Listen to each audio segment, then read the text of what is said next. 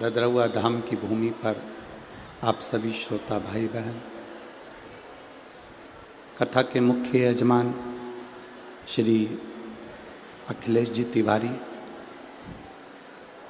इटावा उत्तर प्रदेश से हैं, जिन पर भगवान शिव की कृपा, संत गुरु की कृपा और ददरवा श्री बालाजी सरकार की कृपा हुई।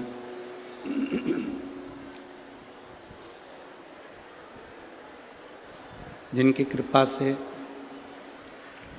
यजमान पद इनको प्राप्त हुआ। एक बार यजमान के लिए जोरदार ताली बजाकर स्वागत, वंदन, अभिनंदन। भगवान शिव की कृपा, करुणा, उनकी उदारता होती है तब जाकर हम कहीं शिव महापुराण की कथा में पहुंच पाते हैं।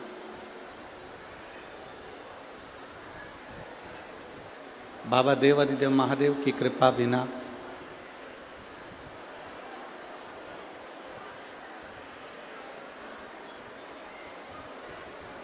संसार में ऐसा कोई स्थान नहीं जहाँ पर शिव शंकर की कृपा न हो।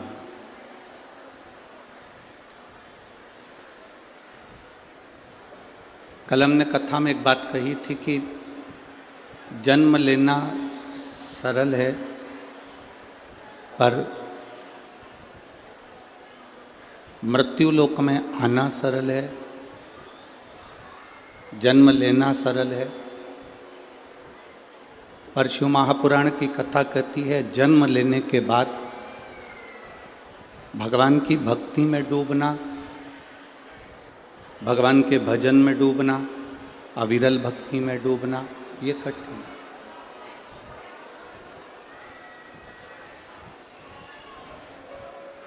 आप सब जो इस कथा पंडाल में विराजमान है, रोड पर बैठे हुए हैं, पीछे बैठे हुए हैं, जहाँ भी आप लोग विराजमान हैं, बैठे हैं, अपने आप को, आज खुद को आप धन्यवाद देना।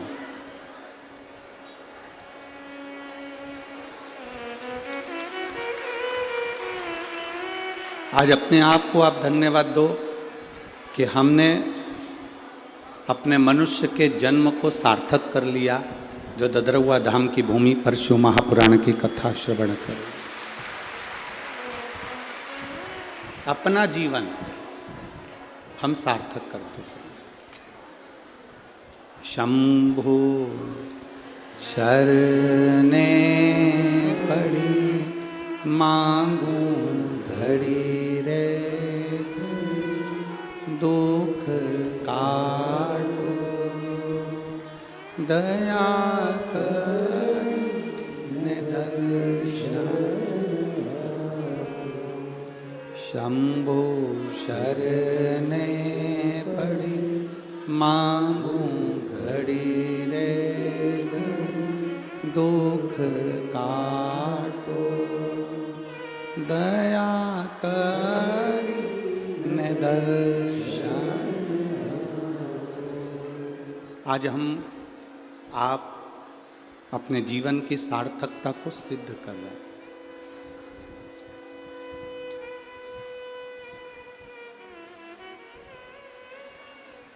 ऐसा कोई जन्म नहीं होता मनुष्य का जिस जन्म में मनुष्य के पति नहीं होता, पत्नी नहीं होती, बच्चे नहीं होते। जितने जन्म होंगे,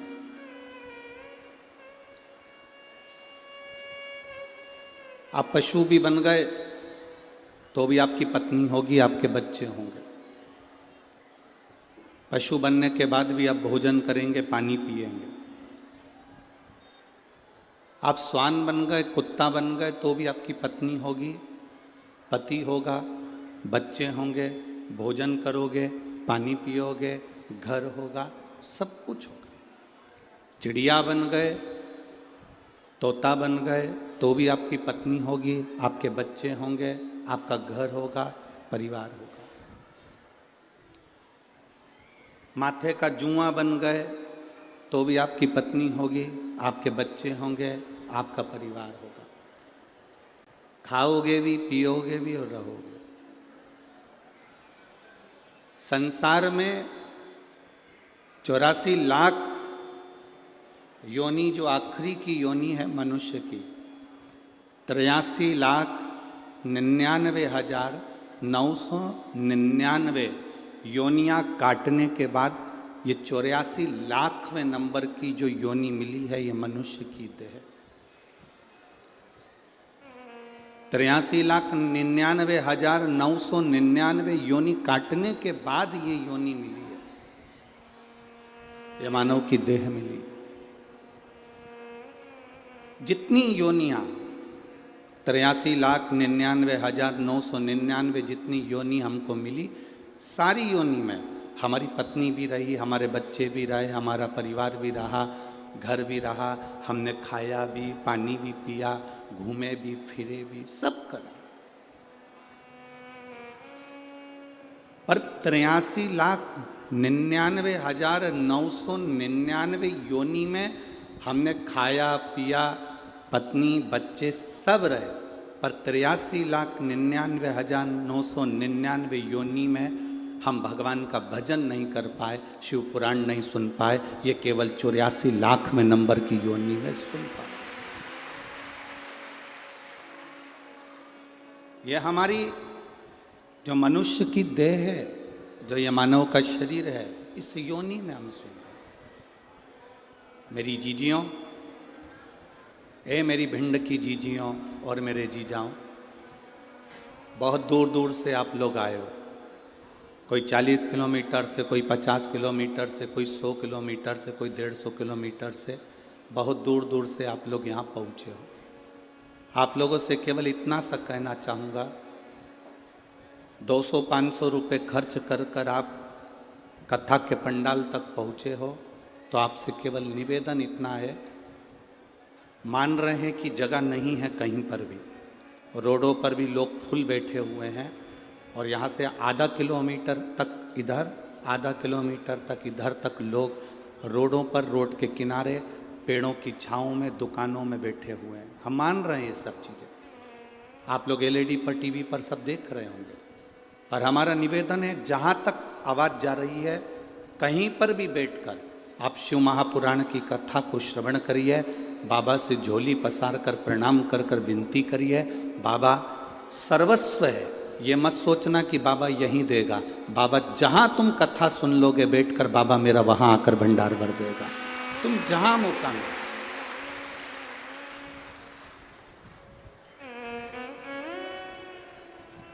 तुम्हारा जहाँ मन करे वहाँ बैठकर कथा सुनो और अपने जीवन को, बहुत 50 किलोमीटर 100 किलोमीटर दूर से आए हो, 100-500 रुपये 200 रुपये डीजल पेट्रोल खर्च कर कर गाड़ी का किराया लगा कर आए हो।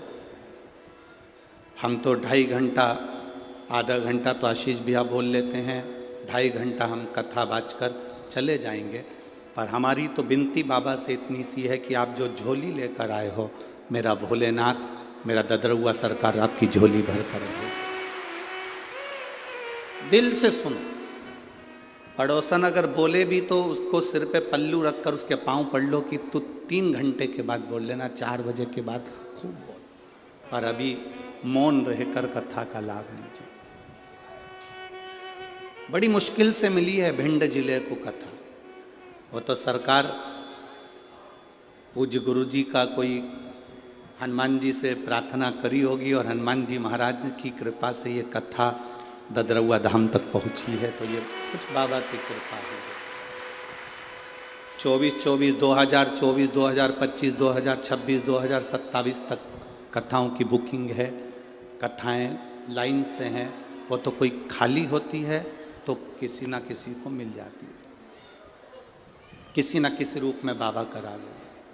तो ये तो सरकार की कृपा, महाराज जी की अपने चंबल क्षेत्रवासियों के प्रति जो प्रेम है, वो प्रेम यहाँ झलक रहा है, जो ये कथा ददरुआ क्षेत्र में हो रही है। ये शिव कृपा है।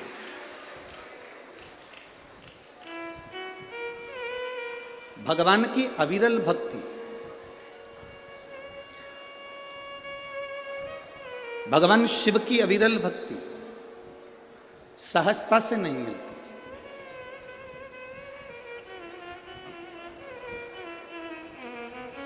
देखो कितना सुंदर कहा है, सती जैसा त्याग होना चाहिए, पार्वती जैसा तप होना चाहिए। सती जैसा त्याग हो, पार्वती जैसा तप हो, और नंदी जैसी प्रतीक्षा हो, तब जाकर मेरा महादेव आपको प्राप्त हो पाता है। शिव ऐसे ही नहीं प्राप्त हो जाता। सती जैसा त्याग। कोई कह रहा था माता सती ने अपने पति की निंदा नहीं सुनी। ना ना, शिव महापुराण की कथा में उमा खंड में लिखा गया, सती खंड में लिखा गया, सती अपने पति की निंदा नहीं सुनी। ये बात नहीं लिखा स्कंद पुराण में या शिव पुराण में। लिंग पुराण में भी यह वर्णन नहीं आया, कूर्म पुराण में भी यह वर्णन नहीं आया। शास्त्र में वर्णन आया सती अपने पति की निंदा से मतलब नहीं है। पुराण में लिखा है सती शिव की निंदा नहीं सुन सकी।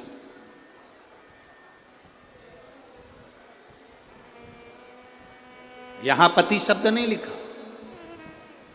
आपके पास में अगर गीता प्रेस गोरखपुर की शिव महापुराण की पोथी हो तो उसको पढ़ना। उसमें लिखा, ये नहीं लिखा कि सती अपने पति की निंदा नहीं सुन सकी। ये कहीं नहीं लिखा। उसमें लिखा कि सती शिव की निंदा नहीं सुन सकी। सती भगवान शंकर की निंदा नहीं सुन सकी। और आपसे भी निवेदन है, कहीं शंकर की निंदा हो रही हो, कहीं शंकर का अपमान हो रहा हो, कहीं शिव के लिए अपशब्द कहे जा रहे हो, कहीं शंकर भगवान के लिए आड़ा टेढ़ा बोला जा रहा हो, वहां से उठकर चल दो। वहां हमें नहीं बैठना।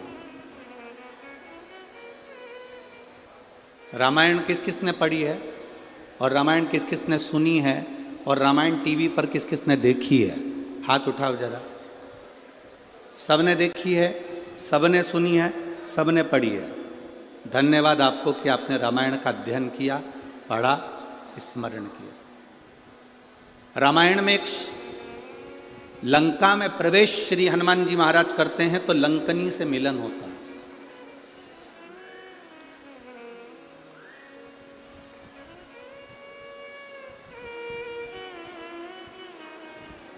हनुमान जी महाराज जब लंका में प्रवेश कर रहे हैं तब एक स्त्री, लंकनी नाम की एक स्त्री मिलती है। सुरसा मिली, माता कहकर प्रणाम करा।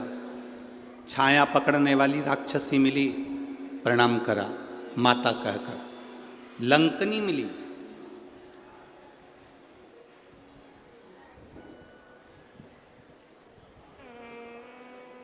क्या हमारा शास्त्र, क्या हमारा वेद, क्या हमारा पुराण ये कहता है कि स्त्री को मारा जाए, या स्त्री को हाथ मारा जाए, या थप्पड़ मारा जाए, या गाली दी जाए? किसी वेद में, किसी पुराण में, किसी शास्त्र में ऐसा वर्णन नहीं है।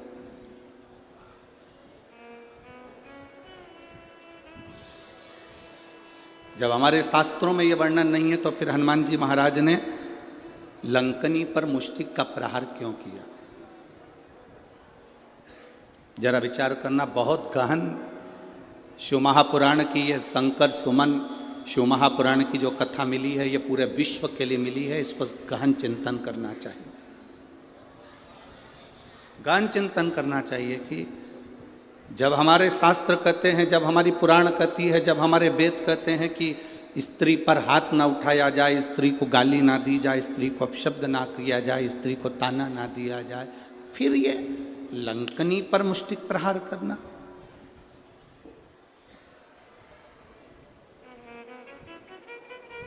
लंकनी पर मुष्टिक प्रहार। कौन है ये लंकनी? कौन है ये स्त्री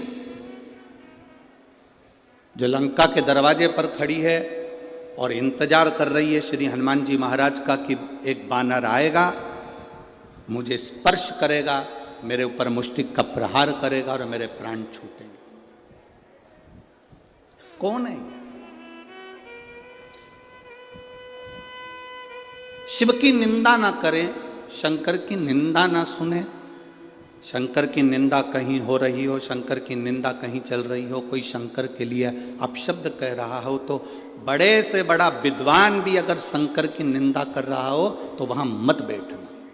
हम तो यहां तक कहेंगे कोई विद्वान से विद्वान व्यक्ति भी अगर शंकर की निंदा कर रहा हो तो उस कथा को छोड़कर चले जाना, अपने को नहीं सुनना, शंकर की निंदा ही नहीं सुनना। कोई शिव की निंदा करता मिल जाए तो बिल्कुल मत सुनो, वहां से उठकर चले जाओ।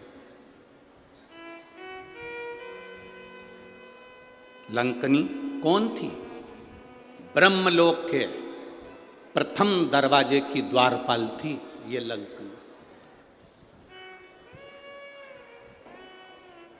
ब्रह्मलोक के प्रथम दरवाजे की द्वारपाल। ब्रह्मलोक में कितने दरवाजे हैं? 7। और ब्रह्मलोक के 7 दरवाजे में से प्रथम दरवाजे की द्वारपाल है लंकनी। इतनी सुंदर स्त्री, इतनी सुंदर, इतनी सुंदर कि देवलोक की अप्सराएं भी उसके आगे फीकी थी, उस लंकनी के आगे। इतनी सुंदर थी वो, दरवाजे पर द्वारपाली करती थी। जब माता ब्रह्माणी, ब्रह्मा जी की धर्म पत्नी कहीं जाती थी तो लंकनी उनका द्वार खोलती थी, क्योंकि 1 नंबर का दरवाजा माता ब्रह्मणी के आगमन और जाने के लिए था। ब्रह्मवैवर्त पुराण का ये चरित्र जीवन को सुख देने वाला है। दरवाजा खोल देती है लंकनी। बड़ी सुंदर थी ये ब्रह्मलोक के पहले नंबर के दरवाजे की द्वारपाल, अप्सरा थी, बड़ी सुंदर। दरवाजा खोलती है, ब्रह्मणी निकल जाती है, दरवाजा बंद कर देती है, फिर आ जाती है। इसका काम था।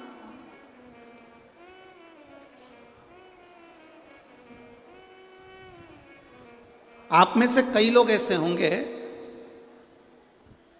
जिनको ददरुआ धाम आते हों और हनुमान जी के दर्शन करने जाते होंगे, तो कई लोग ऐसे होंगे जो पहली बार आते होंगे, उनको दरवाज़ा नहीं मालूम होगा। कल हम पुजारी जी से कह रहे थे और वो पवन जी थे, उन दोनों से कह रहे थे कि महाराज जी ने ये काम सबसे अच्छा करा कि ददरुआ धाम के इस मंदिर प्रांगण के बहुत सारे दरवाजे हैं। तो पुजारी जी कह रहे थे महाराज जी कम से कम 8 दरवाजे हैं मंदिर में प्रवेश आने जाने के। इसी ब्रह्मलोक में ब्रह्मा जी के प्रवेश द्वार 7, उसमें से एक द्वार पर दरवाजे पर ये सुंदर स्त्री खड़ी है जो दरवाजा खोलती है, बंद करती है, पहरेदारी करती है, चौकीदारी करती है। अब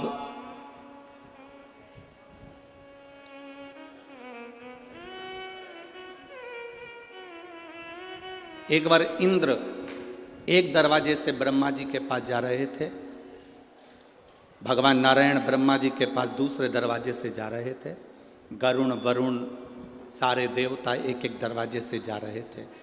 एक दरवाजा ऐसा था जो 1 नंबर का दरवाजा था, वो खुला था। ब्रह्मा जी क्या सभा लग रही है, ब्रह्मा जी क्या सभा होने वाली है, ब्रह्मा जी क्या मीटिंग होने वाली है, सब देवता आमंत्रित हो रहे हैं और उसी आमंत्रण में भगवान शिव भी प्रवेश कर रहे हैं। कितनी सुंदर जगह वो लंकनी रह रही थी, कितनी सुंदर थी, एकदम सुंदर, अप्सराओं की तरह, बहुत सुंदर। दरवाजा खुला था, अगर दरवाजा बंद होता, उसमें ताला डला रहता तो महादेव वहां से दूसरी जगह चले जाते, पर दरवाजा खुला था। अब जैसे ददरुआ धाम सरकार के दर्शन के लिए 8 दरवाजे हैं, हमने कल महाराज जी बताए तो हमको स्मरण में आया, पुजारी जी बोल रहे थे 8 दरवाजे।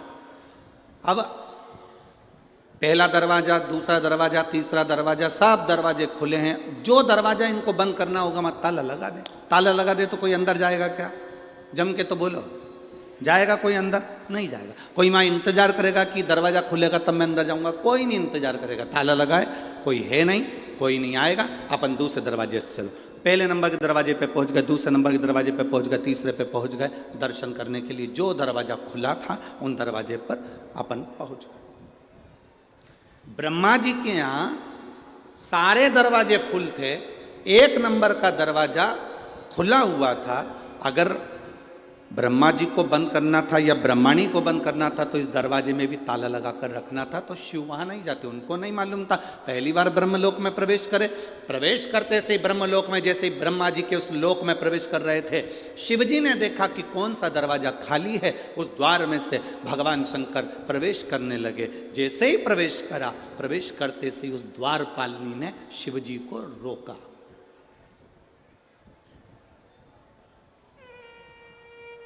वो दरवाजे पे खड़ी हुई उस लंकनी ने, उस द्वारपालिनी ने, जो सुंदर है, अति रमणीय, अति सुंदर, उसने रोक दिया।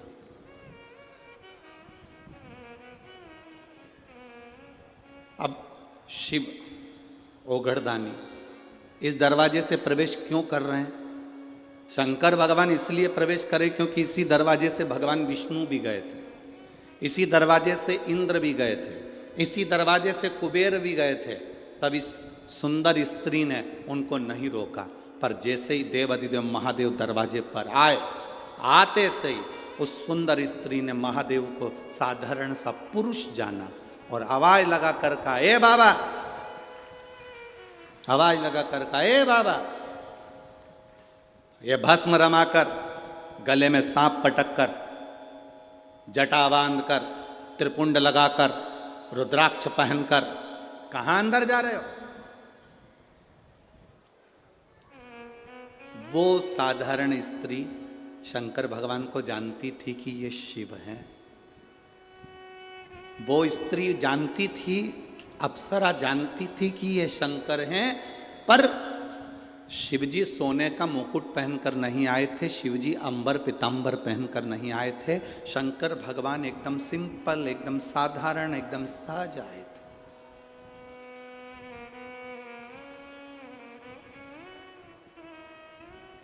अब यहाँ जितने संत बैठे हैं आप इनका दर्शन कर रहे हो, और भी संत आए उनका कभी दर्शन करिए, और भी संत आए उनका दर्शन करिए। जितने उधर बैठे हैं उन संतों का भी दर्शन करिए, और भी कुंभ के मेले में जाने के बाद में आप कुंभ के मेले में दर्शन करिए संतों का। कोई भस्म चढ़ाया हुआ है, जटाजूट बांधा हुआ है, मृगछाला पहना हुआ है, रुद्राक्ष पहना हुआ है, किसी संत को कभी हल्के में मत लो। हमने कह दिया ये बड़े हैं वो छोटे हैं, ये बड़ा है वो छोटा, ना ना ना ना, ये हमारी दृष्टि है कि हम बड़ा छोटा करते हैं। संत, साधु, गुरु और अग्नि, अग्नि देखिए, आग कभी छोटी नहीं होती। आग घास के पूले पर कपड़े में, कागज में छोटी सी चिंगारी भी पटक दो, पूरा मकान जलाकर राख कर देती है, पूरा मकान। संत, साधु, गुरुजन, ब्राह्मण जन, अग्नि साधारण नहीं होती। छोटी से छोटी अग्नि भी पूरे मकान को जलाने की सामर्थ्यता रखती है। छोटे से छोटा संत भी राम नाम, कृष्ण नाम, शिव नाम में इतना डूबा रहता है कि दुनिया के पाप को जलाने की सामर्थ्यता रखता है। हम उसको ले लेते हैं हल्के में। नहीं, साधारण संत होंगे, हाओ पंडित जी का छोरा होगा, हाओ ऐसा होगा, हाओ वैसा होगा, ना ना ना ना।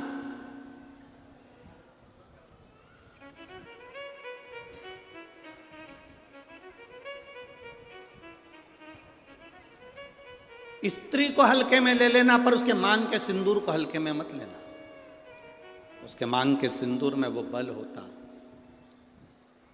महाराज, जब स्त्री हाथ में सिंदूरा लेती है ना, आपके इधर कैसे सिंदूर लगाते हैं हमको तो नहीं मालूम, पर सुहागन स्त्री जिसकी शादी हो गई, वो स्त्री जब अपने हाथ में सिंदूरा लेती है, स्त्री कभी भी सिंदूर जब लगाती है तो सिंदूर की डब्बी को कहीं रखकर नहीं लगाती, हमेशा याद रखना।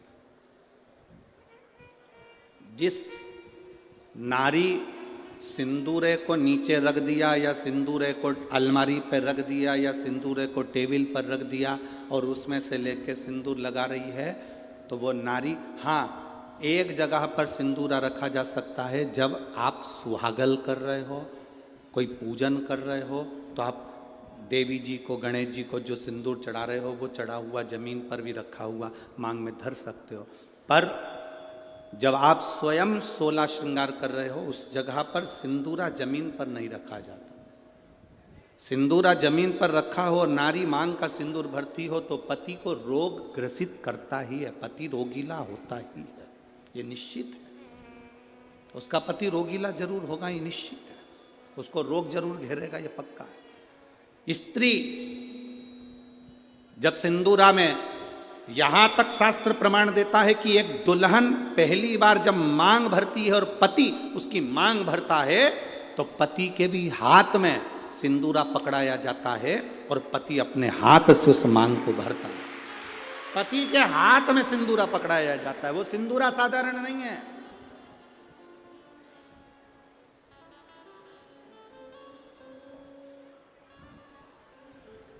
आप में से कोई ऐसी आलसन हो सकती हैं, कोई ना कोई ऐसे आलसी हो सकते हैं कि ड्रॉज खोली, उसमें रखा था, उसी में से निकाल के और भर ली और उसी में रख दिया। ऐसी कहीं कहीं की मिस इंडिया हो सकती है, ऐसी कहीं कहीं की। पर मेरा विश्वास कहता है भिंड जिले की तो नहीं कह सकता कि ऐसी होगी। भिंड जिले की जितनी होंगी हाथ में सिंदूरा लेकर सिर पर मांग भरने वाली ही होगी। सिंदूरा हाथ में लेकर, तो स्त्री को हल्के में ले लो पर उसके सिंदूर को हल्के में नहीं ले सकते, सिंदूर में वो बल होता।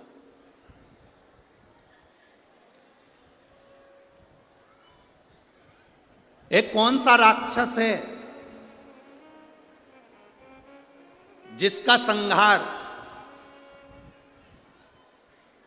वो कौन सा राक्षस है जिसका संहार एक स्त्री ने मांग के सिंदूर से अपने दूसरे प्रतिबिंब को प्रकट कर कर मारा था? वो कौन सा राक्षस है? ऐसा कौन सा राक्षस जिसको वर था कि वो स्त्री के हाथ से मरेगा और स्त्री अपने मांग के सिंदूर से, उस सिंदूर से अपनी परछाया प्रकट कर लेती है और परछाया से मारती है? वो एक ही राक्षस था, मुल्कासुर। कौन सा राक्षस? मुल्कासुर। उसको माता जानकी जी ने मारा था, लंका में जाकर मारा था, लंका के दरवाजे पर। कौन था मुल्कासुर? कुंभकर्ण की पत्नी का पुत्र, कुंभकर्ण का बेटा। कुंभकर्ण की जो पत्नियां थी उसमें से एक करकटी थी जिसका पुत्र भीम था। उस भीम को शिवजी ने मारा था तो वो भीमा शंकर बन गया था। और कुंभकर्ण का एक बेटा था मुल्कासुर, जो जन्म लेने के बाद मूल में हुआ था तो उसको भिगवा दिया गया था, जिसको सीता जी ने मारा था, माता जानकी जी ने मारा था। मांग के सिंदूर में कितना बल होता है।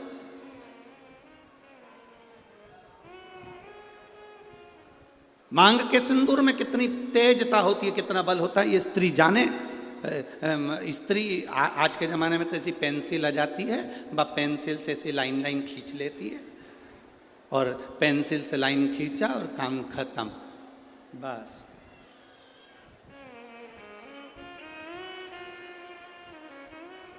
नहीं नहीं भाई,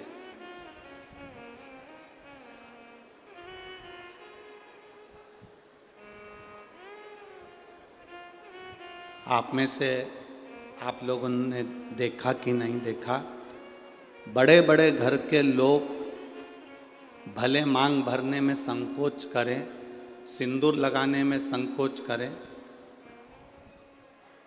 पर तुम्हारे यहाँ पर कोई काम करने वाली आई हो ना, तुम्हारे यहाँ कोई बर्तन मांजने वाली आई हो, वजन ढोने वाली, ईंट रखने वाली, फावड़ा गेती रखने वाली, रेत भरने वाली, वो काम करने वाली स्त्री को देखना। एक पैसे वाले के यहाँ की नारी भले मांग भरने में संकोच कर सकती है, पर एक गरीब स्त्री कभी मांग भरने में संकोच नहीं करती, वो मांग भर कर चलती है।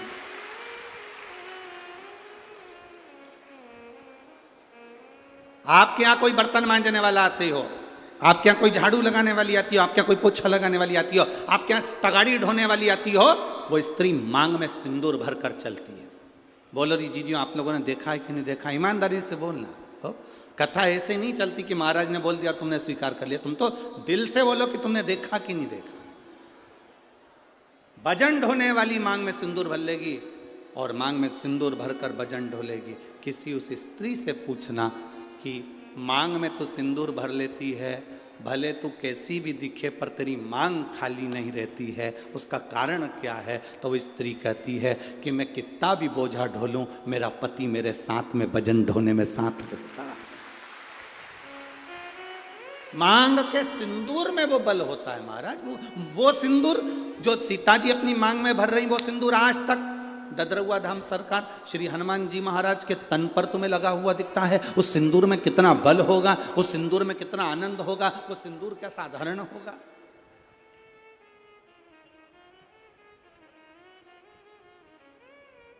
उसको पहचानो, उसको जानो।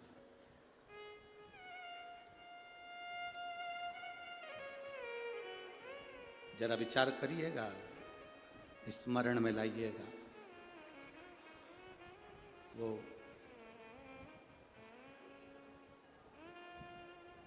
मांग का सिंदूर इतना प्रबल होता है। वो कहे ना, वो मुल्कासुर की वो कथा आती है, आप लोगों ने सुनी तो होगी, हमारे स्मरण में है कि आप लोग सुन के तो रखे होंगे, पर फिर भी आज शिव महापुराण में निकली है तो आप स्मरण करेंगे। कुंभकर्ण का बेटा मुल्कासुर मूल में पैदा हो गया। कुंभकर्ण को मालूम पड़ा मेरा बेटा मूल में पैदा हुआ है। कुंभकर्ण ने दासियों से कहा कर कह दिया इसको जंगल में फेंक दो, ले जाओ इसको और वन में डाल दो, ले जाओ इसको जंगल में फेंको। अब उस बच्चे को ले जाकर जंगल में फेंक दिया। मूल में हुआ था, जंगल में फेंका। जंगल में फेंका, एक मधुमक्खी ने उस बच्चे को देख लिया। मधुमक्खी ने जब बच्चे को देखा कि कोई बच्चा रो रहा है और बिलख रहा है, इसके घर के लोग उसको यहां पटक कर चले गए। मधुमक्खी ने अपने छत्ते को छेदित कर दिया। मधुमक्खी अपने छत्ते को बनाती है, कभी छत्ते को छेदित नहीं करती कि उसमें से शहद नीचे गिरे। कभी छेदित नहीं करती मधुमक्खी अपने छत्ते को, बनाती है छत्ता पर छेदित नहीं करती। छत्ता बनाएगी पर छेदित ना करेगी, छेदित ना करेगी।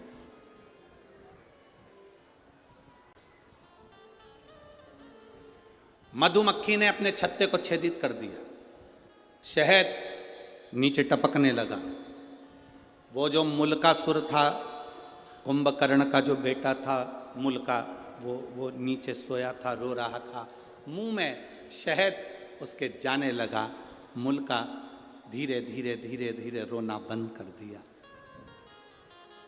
दूसरी मधुमक्खी आ गई, तीसरी मधुमक्खी आ गई। बहुत सारी मधुमक्खियों ने उस बालक को पाल पोस कर बड़ा करा और उसका नाम मुल्का, कुंभकर्ण का बेटा। कुंभकर्ण के दोनों बेटों का चरित्र बड़ा विचित्र है। एक करकटी से पैदा हुआ भीम, जिसको शिव जी ने मारा था तो भीमा शंकर, मेरे भोलेनाथ का 12 ज्योतिर्लिंग में से एक ज्योतिर्लिंग भीमा शंकर बना। और दूसरे नाम पर यह मुल्क, ये मुल्का। अब मुल्का बड़ा हो गया, मधुमक्खियों ने पाल पोस कर बड़ा करा। तो मधुमक्खी कोई माता मानता था, मधुमक्खी कोई पिता मानता था। एक मधुमक्खी से उस मुल्का ने पूछा, मां, अब देखो हमारा सनातन धर्म कितनी सुंदर बात कहता है, मानो तो मैं गंगा मां हूं, ना मानो तो बहता पानी। आप अगर एक पाषाण को, एक पत्थर को भी पूज रहे हो तो वो पत्थर भी तुम्हारी नैया पार कर सकता है जिसकी तुम पूजन कर रहे हो। सनातन हिंदू धर्म में है क्या? आपका विश्वास सनातन हिंदू धर्म को मजबूत करता है। शिव महापुराण की कथा क्या देती है? शिव महापुराण की कथा क्या देती है आपको? विश्वास, भरोसा, दृढ़ता। एक पत्र आया है, देखिए।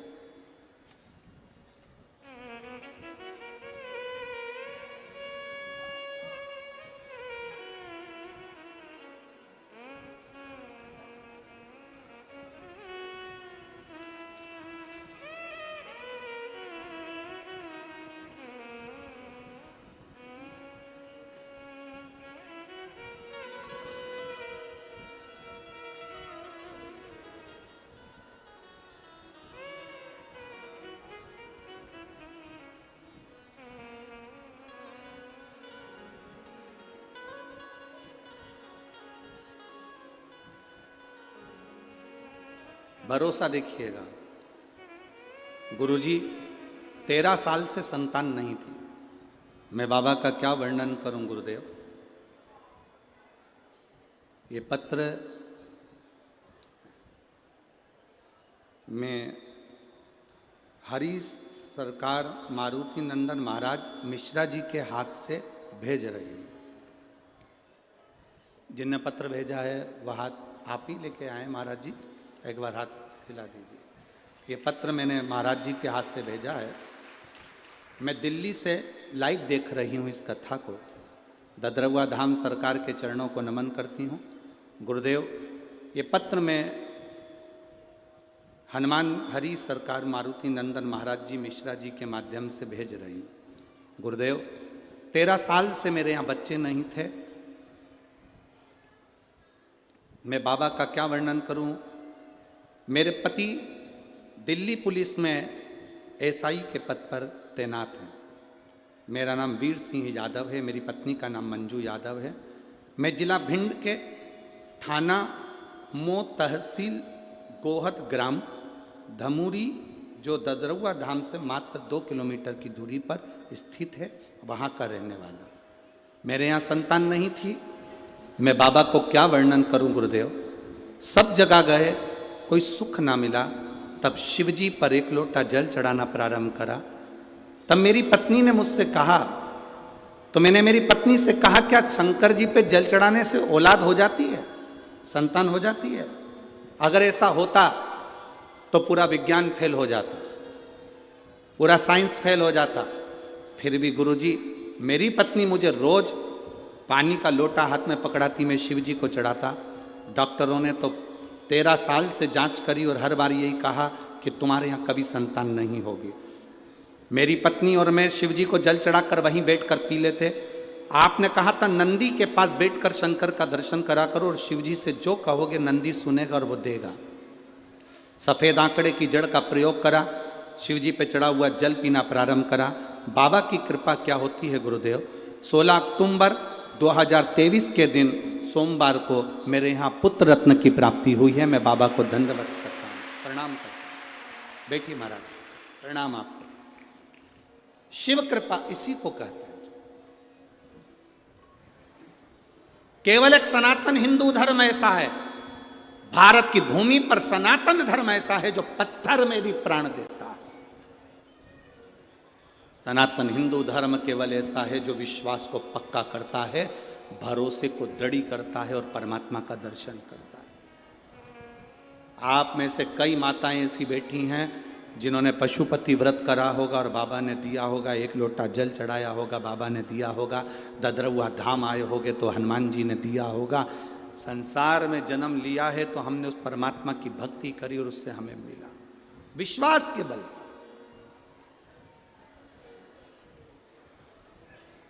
हम तो आपसे मिलते भी नहीं हैं। आप सरकार से पूछ लेना, या पुजारी जी हों, पवन भैया हों, या इस ददरवा धाम के जितने सेवादार हों उनसे पूछना। सियोर वाला महाराज अपना कमरा छोड़कर बाहर तक नहीं निकलता, और जितने गार्ड लगे हों वहाँ पुलिस विभाग के लोग लगे उनसे पूछना। वो महाराज होंगे बहुत सारे आपके यहाँ आते होंगे, मिलते होंगे, जुलते होंगे। हम नहीं मिलते। हमारा एक ही काम है, हमारे पास में जो छोटा सा शिवलिंग है, ठाकुर जी हैं, उनका पूजन करना, जितना बन सके अपने को बाबा ने जो समय दिया उस समय में पाठ करना और भगवान की माला जपना। जितनी जप सकते हो उतनी जपो। ये संसार से मिलेंगे तो आप 100, 500, 200 रुपये देकर जाओगे, पर मेरे भोलेनाथ को जपूंगा तो वो मेरी जिंदगी में मेरा हाथ पकड़कर ऊपर पहुंचाएगा। केवल यही कथा नहीं, आपने पूरे जितनी बार कथा सुनी होगी, हमने एक बात कहा, हम मिलते नहीं है। बोला था कि नहीं बोला था? हम कहीं नहीं मिलते। पीछे के 1-2 दिन होते हैं जिसमें कहीं कोई मिलने वाला होता है तो मिलते, ना मिलते, कमरे से निकलते ही नहीं। और हमारे कमरे में हमारे चाहे गार्ड हों, चाहे आशीष भैया हों, चाहे हमारे ब्राह्मण हो, हमारे कमरे में नहीं आते। भजन करा, स्मरण करा, जाप करा, अनुष्ठान करा, भक्ति करी, केवल कथा में आए, यहाँ से चले, इसके सिवाय कुछ नहीं। क्यों मिले आपसे? आप मिलो, श्री हनुमान जी महाराज ददरहुआ धाम में बैठे हैं उनसे, आप मिलो मेरे भोलेनाथ जी मंदिर में बैठे हैं उनसे, आप मिलो भगवान की अविरल भक्ति से। हमसे क्यों मिलना? किस लिए?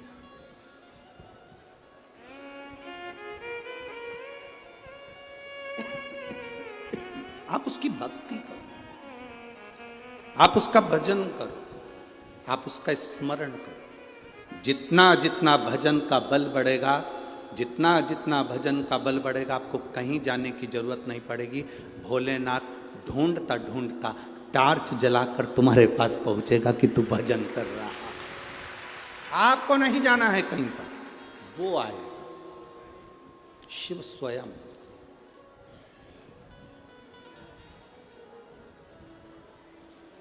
शंभू का मतलब क्या होता है?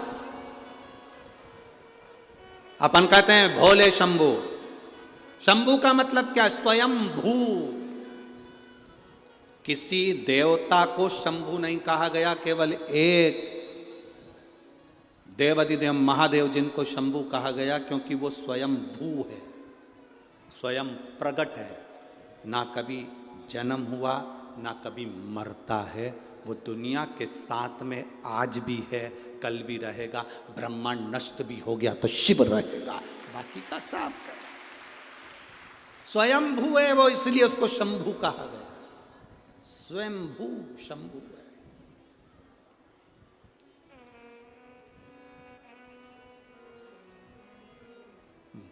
मुल्का को मधुमक्खी ने छेद कर कर, अब आपका विश्वास क्या कर रहा है? क्या एक मधुमक्खी मां बन सकती है? वो भी एक इंसान के बच्चे की, मनुष्य के मानव के बच्चे की? मधुमक्खी से मुल्का ने पूछा, मां, मधुमक्खी से पूछ रहा है, मां मैं किसका भजन करूं? और मधुमक्खियों इकट्ठी हो गई, इकट्ठी होकर झुंड बनाकर दौड़ी। दौड़ते दौड़ते मधुमक्खी एक वृक्ष पर चढ़ गई। वो वृक्ष था बट का वृक्ष। जिस बट के वृक्ष को मुल्का ने देखा तो बट वृक्ष को याद किया मुल्का ने। ये बट वृक्ष ब्रह्मा जी के कटे हुए शीश से प्रकट हुआ है, इसलिए मेरी माँ कह रही है कि इस ब्रह्मा का तू तप कर। मुल्का ने ब्रह्मा जी का तप करना प्रारंभ करा। इतना घोर तप मुल्का ने करा, बट वृक्ष के नीचे बैठ जो तप करना प्रारंभ करा तो ब्रह्मा जी प्रकट हो गए, ब्रह्मदेव सामने। और ब्रह्मा जी प्रकट होकर बोले, बोल मुल्का तुझे क्या चाहिए? मुल्का ने कहा, मैं मरूं ना, मुझे अमर कर दो, मेरे प्राण ना छूटे, मुझे अमर करा जा। भगवान ने कहा, ये तो कभी नहीं हो सकता मुल्का कि तू अमर होगा। अगर मैं अमर नहीं हो सकता तो फिर क्या मांगू? इतने में मुल्का ने कह दिया, बस अगर मैं अमर नहीं हो सकता, मेरे को मरना ही पड़ेगा, तो मुझे वर दो कि मुझे स्त्री मारे। और मुल्का ने कहा, कोई नारी में इतना बल नहीं होता जो मुझे मार दे, मैं कुंभकर्ण का बेटा हूं, कुंभकर्ण की जैसा हूं, अगर मारे तो मुझे स्त्री मारे। ब्रह्मा जी ने तथास्तु कह दिया। मुल्का चले गया, उसने तुरंत वहां से गया और मधुमक्खी से पूछा, मां मैं किसका पुत्र हूं? मधुमक्खी ले जाकर उसे लंका की ओर दिखा देती है मार्ग। मुल्का को मालूम पड़ा कि मैं कुंभकर्ण का बेटा हूं और मेरे पिता को राम ने मारा था, पर मेरे पिता का साथ विभीषण ने दिया था। मेरा चाचा, मेरे परिवार का व्यक्ति जिसने मेरे पिता को मारने में साथ दिया, मेरे ताऊ को मारने में साथ दिया, मैं विभीषण को नहीं छोड़ूंगा। और मुल्का लंका में प्रवेश करने लगा, लंका का गेट बंद करा गया, दरवाजा बंद करा गया। विभीषण को मालूम पड़ा कि मुल्का मेरे ऊपर आक्रमण कर रहा है, कुंभकर्ण का बेटा मेरे ऊपर आक्रमण कर रहा है। विभीषण रातों रात भागकर अयोध्या में आ गए। विभीषण रातों रात भागकर अयोध्या में आए। अयोध्या नरेश, भगवान राम ने पूछा क्या बात है विभीषण, इतनी रात्रि को तुम यहां कहां पहुंच गए, कैसे आना हुआ? प्रभु बहुत जल्दी में आया हूं, कुंभकर्ण का बेटा मुझे मारना चाहता है, लंका में प्रवेश करना चाहता है, और कह रहा था पहले विभीषण को मारूंगा क्योंकि उसने मेरे पिता को मरवाने में साथ दिया, फिर राम लक्ष्मण को मारूंगा, हनुमान को मारूंगा। राम जी को क्रोध आया और राम जी ने लक्ष्मण, हनुमान, भरत, शत्रुघ्न की सेना सैनिकों के साथ भेज दी लंका के लिए। सेना लंका की ओर चली। बीच मार्ग में मुल्कासुर ने सेना को रोक लिया, युद्ध प्रारंभ हुआ। ऐसा भयंकर युद्ध लक्ष्मण जी के साथ में, भरत जी के साथ में, शत्रुघ्न जी के साथ में और हनुमान जी के साथ जब हुआ, मुल्का आखिरी में जीत गया। हार गए, हारते से ही तब तुरंत सूचना पहुंचाई विभीषण ने भगवान राम के पास में कि ये मुल्का तो मर नहीं रहा, क्या करा जाए? हनुमान है ना वहां पर, नहीं मर रहा, क्यों नहीं मर रहा समझ नहीं आ रहा। राम जी ने सेना तैयार करी और लंका की ओर चल दिए। बीच मार्ग में फिर मुल्का और राम जी का युद्ध प्रारंभ हुआ, पर मुल्का मरने को तैयार नहीं। मुल्का मरने को तैयार, मुल्का मर ही नहीं। जब मुल्का नहीं मरा, मरने को नहीं, आज हनुमान जी को लगा मेरे प्रभु इस मुल्कासुर से युद्ध लड़ रहे हैं। रावण को तुरंत पछाड़ दिया, कुंभकर्ण को तुरंत पछाड़ दिया, मेघनाथ, अक्षय सब मारे गए, बड़े से बड़े असुर मारे गए। आज मेरे प्रभु के सामने ये मुल्कासुर है, कुंभकर्ण का बेटा, और मरता नहीं है। राम जी ने तुरंत वहां से छलांग लगाई और अपनी माता अंजना के पास पहुंच गए। मां अंजना ने पूछा मेरा वीर बजरंगी आया है, मेरा हनुमान आया है? बेटे को गले से लगाकर पूछा बजरंगी क्या बात है हनुमान? हनुमान कहते हैं माँ पवन सुत, क्या बात? हनुमान जी कहते हैं माँ मुल्कासुर के साथ में मेरे प्रभु का युद्ध हो रहा है पर मरता नहीं है। माता अंजना ने कहा रुक, बैठ मेरे साथ। माता अंजना ने पार्थिव शिवलिंग का निर्माण करा, शिव जी की स्तुति करी, शंकर भगवान से पूछा बाबा पधारो, भगवान राम युद्ध लड़ रहे हैं पर मुल्कासुर मरता नहीं है, आप आओ। उसी समय देव अधिदेव महादेव प्रकट होकर बोले क्यों चिंता करती हो अंजना, हनुमान से कहो राम जी की आज्ञा लें, सीता जी को अयोध्या से बुलाया जाए और मुल्कासुर के साथ युद्ध कराया जाए। सीता को बुलाएं और युद्ध कराएं। पर माता जानकी तो कभी क्रोध करती ही नहीं है। माता सीता को तो कभी जिंदगी में क्रोध आता ही नहीं है। मां जानकी तो कभी क्रोध करती नहीं, क्योंकि राजा जनक की पुत्री है। राजा जनक को शब्द पर शब्द लोगों ने कहा, पर राजा जनक जी को कभी क्रोध नहीं आया। जनक की पुत्री जानकी कैसे क्रोध कर सकती है? वो जानकी तो कभी क्रोध कर ही नहीं सकती, माता सीता तो कभी क्रोध कर ही नहीं सकती। भोलेनाथ जी ने कहा आप राम जी से आज्ञा लो। हनुमान जी महाराज तुरंत राम जी के पास गए। महाराज इस मुल्कासुर को ब्रह्मा जी का वर है, ये स्त्री के हाथ से मरेगा, आप जब तक सीता को नहीं लाएंगे सीता ही इसको मार सकती है। राम जी ने आज्ञा करी हनुमान जाओ अयोध्या, सीता को लेकर आओ, माता सीता को लेकर आओ। जानकी जी मांग में सिंदूर भर रही थी, माता जानकी श्रृंगार कर रही थी। जिस समय हनुमान जी पहुंच गए, हनुमान जी ने पूछा मां ये मांग में सिंदूर क्यों? इससे पति की आयु बढ़ती है, पति अच्छा रहता है। हनुमान जी ने कहा माँ मैं भी सिंदूर लगा लूं तन पर। हनुमान जी लगाए तन पर सिंदूर। माता जानकी जी से कहा माँ जल्दी श्रृंगार करिए, मेरे साथ चलिए, राघव जी ने, मेरे प्रभु ने आपको बुलाया है, राम जी ने आपको बुलाया, स्वामी ने बुलाया है। सीता जी हनुमान जी के साथ पहुंच गई युद्ध के मैदान में। राम जी ने कहा जानकी ये सामने जो मुल्कासुर खड़ा है इसको तुझे मारना है। सीता जी कहती हैं मुझे तो क्रोध आता ही नहीं, मैं कैसे मार सकती हूँ? कैसे मार सकती हूं? सीता जी को क्रोध नहीं आ रहा था, मैं कैसे मारूं? राम जी ने सोचा करूं तो करूं क्या।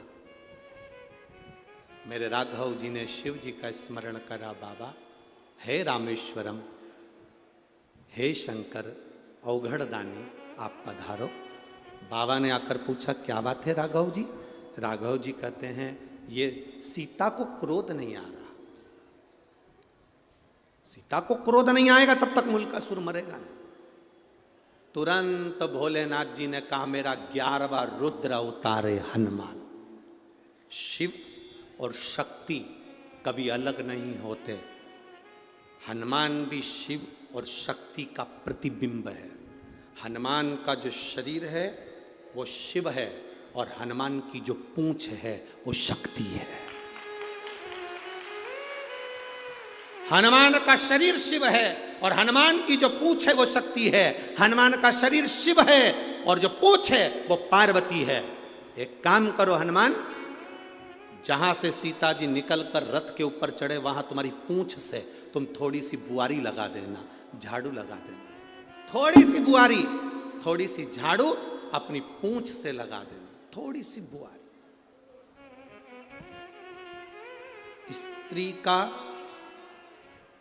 स्त्री का पल्लू, थोड़ा ध्यान देना, बहुत अच्छी विषय है। वो तो ये शंकर सुमन शिव महापुराण की कथा चल रही है तो ये प्रसंग निकले हैं, नहीं तो ये प्रसंग शिव पुराण में हम कभी ना सुनाते। स्त्री का पल्लू,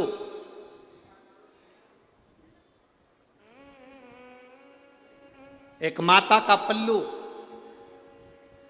नारी की चोटी, नारी के केश और हनुमान जी की पूंछ, ये तीनों में पार्वती की शक्ति समाई होती है।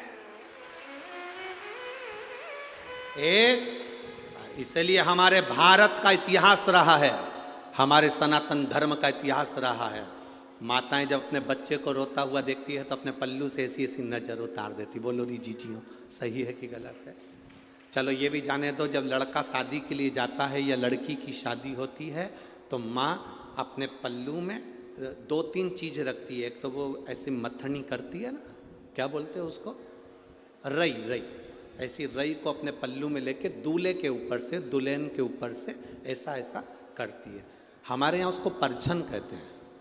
आपके यहाँ क्या कहते हैं? जम के तो बोलो जरा, आपके यहाँ करते कि नहीं करते पहले तो ये बताओ। फिर वो मूसल लेती है छोटा सा, फिर मूसल को भी दूल्हा दुल्हन के ऐसा ऐसा करा जाता है। फिर वो सूपड़ा रहती है, सूपा फटकने वाला, उसका कोना लेकर वो भी ऐसा ऐसा दूल्हे को दुल्हन को करती है। क्या बोलते हैं इधर? हमारे यहाँ उसको परछन कहते हैं। दूल्हा दुल्हन की परछन करी, सास करती है, माँ करती है। माँ का पल्लू, माता का पल्लू, स्त्री की चोटी, हनुमान जी की पूंछ, उसमें माँ जगत जननी दुर्गा, माँ आद्य शक्ति समाई होती है। तुरंत कह दिया भोलेनाथ जी ने, जब सीता यहाँ से निकल कर जाए, हनुमान तेरी पूंछ से बुआरी लगा दे। उस पूंछ का एक कण भी सीता के शरीर को छू गया, सीता में तेज देवी का आ जाएगा और इतना क्रोध करेगी कि तुझे कुछ नहीं करना, वो मुल्कासुर को मार देगी। मुल्कासुर इतना तेज। हम हनुमान जी के मंदिर में जाते हैं, वहां का सिंदूर अपने सिर पर लगाते हैं। क्यों लगाते हैं? कारण क्या है?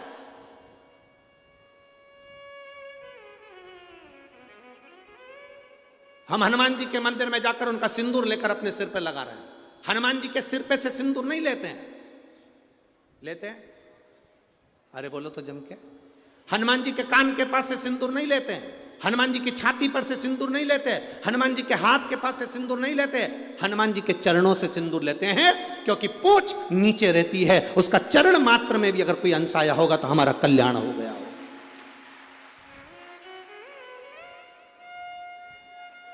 अब तुम्हारे यहां अगर ऐसा होता हो कि सिर पे से सिंदूर लेके लगा लेते हो तो बात दूसरी। हाँ, शास्त्र नहीं है, शास्त्र ये वर्णन करता ही नहीं कि सिर पे से सिंदूर। यहाँ तो हनुमान जी के चरणारविंद का सिंदूर लेकर मस्तक पर लगाया जाता है। हनुमान जी की पूंछ नीचे रहती है, उस पूंछ में से एक अंश भी उनके केश का भूमि पर गिरा होगा, उसमें सिंदूर लग गया होगा, हमारे मस्तक पर लगा होगा तो हमें बल मिलेगा, बल मिलेगा तो संसार से लड़कर हम आगे निकल जाए।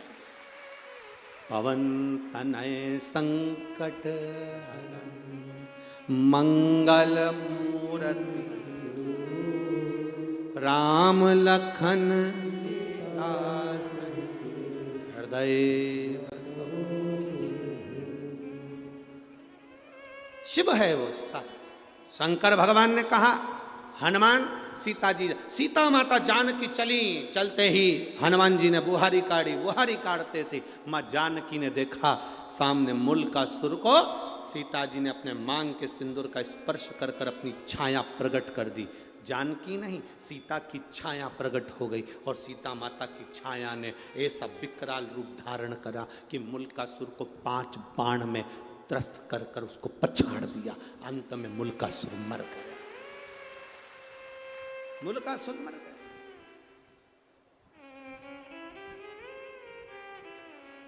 समाप्त। शिव शिव है, शंकर ओघड़ी है। महाराज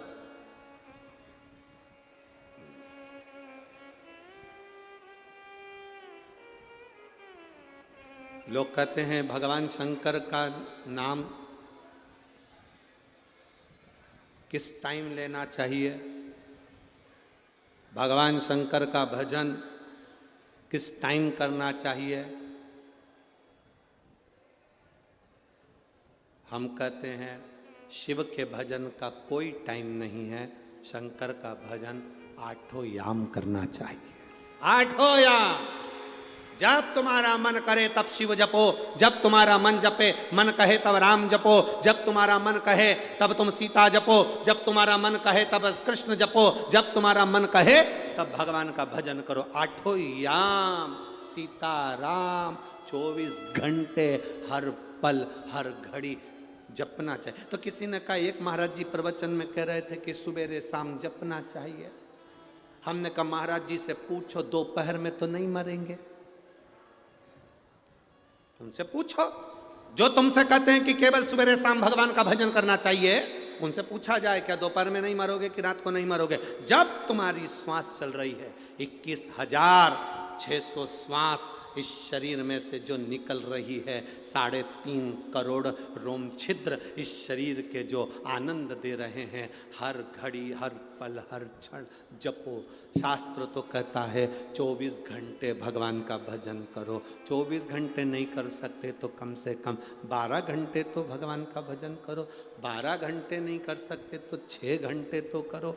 6 घंटे नहीं कर सकते तो 3 घंटा भगवान का भजन करो। 3 घंटा नहीं कर सकते तो कम से कम 1.5 घंटा तो करो रे। 1.5 घंटा नहीं कर सकते तो आधा घंटा करो। आधा घंटा भी अगर भगवान का नाम नहीं ले सकते तो 15 मिनट लो। 15 मिनट भगवान का नाम भजन नहीं कर सकते तो 5 मिनट करो। 5 मिनट नहीं कर सकते तो 1 मिनट करो। और 1 मिनट भी अगर भगवान का भजन नहीं कर सकते तो चुल्लू भर पानी में डूब मरो।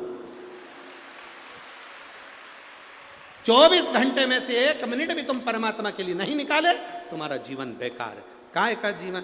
ददरौआ धाम के नजदीक में रह रहे हो, 8-10 किलोमीटर 40-50 किलोमीटर दूरी के रह रहे हो, और उसके बाद भी सोच रहे हो कथा में जाऊंगा, कथा में जाऊंगा, कथा में जाऊंगा। बाबा ने कितनी कृपा करी, ये सोचो। गुरु महाराज को धन्यवाद देना कि कितनी बड़ी कृपा भोलेनाथ ने करी, जो यहाँ कथा का आयोजन शिव ने करवा दिया। जरा विचार करिए, सोचिए।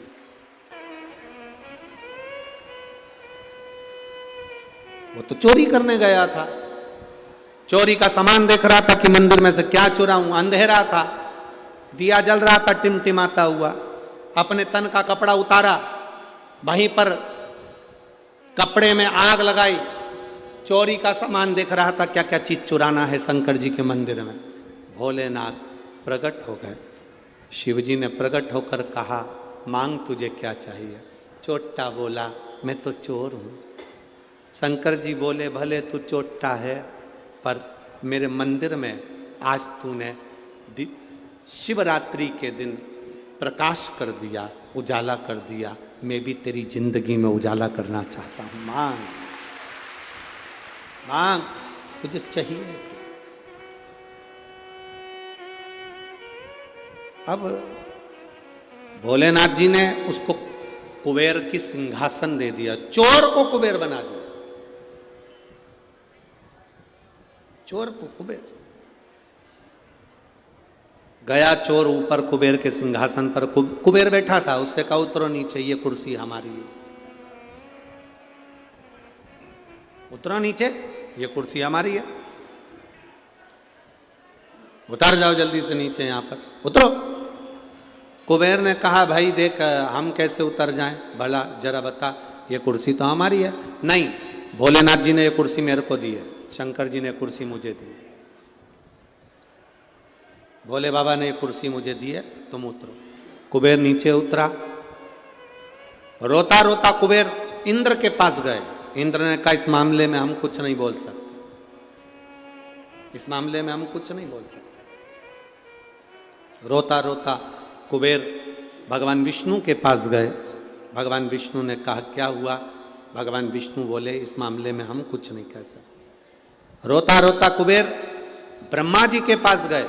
ब्रह्मा जी उनको लेकर भगवान विष्णु के पास चले गए। भगवान नारायण से कहा प्रभु ये बात तो बहुत गलत है, जब कुबेर को कुर्सी मैंने दी थी तो फिर ये शंकर जी ने इसको कुर्सी कैसे दे दी, वो चोर को कुर्सी कैसे दे दी? भगवान विष्णु बोले देखो ब्रह्मा जी, शंकर जी के मामले में हम नहीं बोल सकते, ध्यान देना, ब्रह्मा जी तुम्हारे भाग्य को लिख सकते हैं, विधाता तुम्हारे भाग्य को लिख सकता है, भगवान तुम्हारे भाग्य को लिख सकता है, पर केवल एक देव अधिदेव महादेव ऐसे हैं जो तुम्हारे भाग्य के लिखे को मिटाकर अच्छा लिख सकते हैं।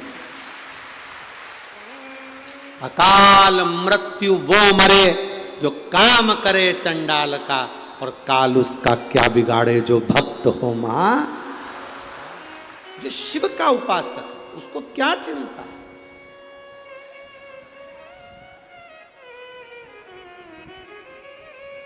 शिव की आराधना करने वाले को क्या चिंता? कल महाराज जी पुजारी जी कह रहे थे कि रात्रि को लाखों की संख्या में भक्त ये ददरौआ धाम में आ चुके थे। रात्रि को लाखों की संख्या में भक्त ददरौआ धाम आ चुके थे।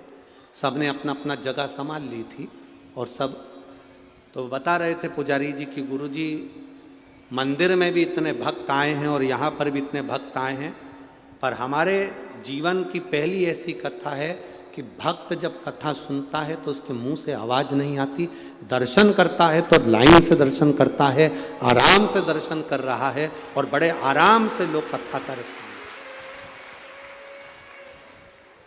शिव की उपासना करने वाला, ये शंकर की, राम की, कृष्ण की जिसके अंदर भक्ति होती है वो मौन रहकर अलमस्त होकर कथा का लाभ लेता, अलमस्त, उसको कोई मतलब नहीं, कोई। आग लगे बस्ती में, बोलो बोलो जम के बोलो, अपन रहो। शंकर भगवान कितनी मस्ती में रहते, जहर पी लिया, कंठ में विष भरा है तो भी आराम से रह रहे हैं। आप में से कहीं का भी एक आध बार मच्छर काट खाए तो 25 जरा विचार करो। पर शिव शिव है, जहर कंठ में भरा है, गले में सर्प धरा है, सिर पे गंगा चंद्र धरा है और मेरा शंभु अड़भंगा बैठा भक्ति में डूबा हुआ है। निंदा ना करें, अपशब्द ना बोलें, शिव को पहचानो। शिव के मामले में कोई नहीं बोलता, कोई। एक झाड़ू लगाने वाले को फल मिल सकता है, बुआरी लगाने वाले को फल मिल सकता है, तो क्यों ना मिले, क्यों ना?